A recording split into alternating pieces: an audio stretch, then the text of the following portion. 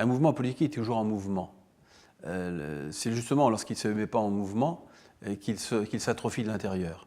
Je ne reconnais pas dans mon parti aujourd'hui les avancées sociétales, les avancées sociales dont il était porteur sous Mitterrand.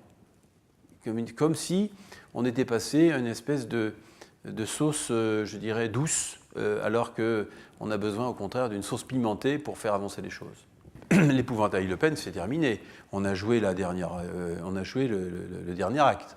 Donc on ne pourra plus jouer les épouvantails, parce que ce sont les extrêmes qui prennent la main. Donc ça veut bien dire que quand les extrêmes montent de chaque côté, ça veut bien dire que les systèmes qui étaient en place de droite ou de gauche est arrivé en rupture, au bord de l'abîme. Donc c'est fini, l'épouvantail Le Pen, ça ne jouera plus une troisième fois.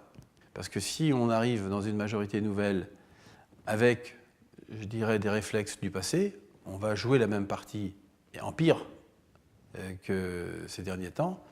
Et là, je suis inquiet pour l'avenir. Je suis inquiet pour 2022, parce qu'on sait bien que derrière, ce qu'on alimente. Moi, je suis préoccupé par la biodiversité qui compare. La perte de biodiversité, c'est un indicateur de danger pour l'avenir. La politique de l'eau, la maîtrise de l'eau, c'est aussi une préoccupation qu'il faut avoir. Immédiatement, c'est un bien commun. Comment on fait pour...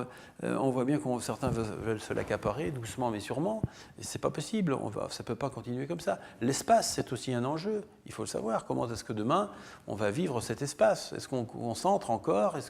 Comment on procède? Comment on se nourrit demain? Avec quels produits on se nourrit?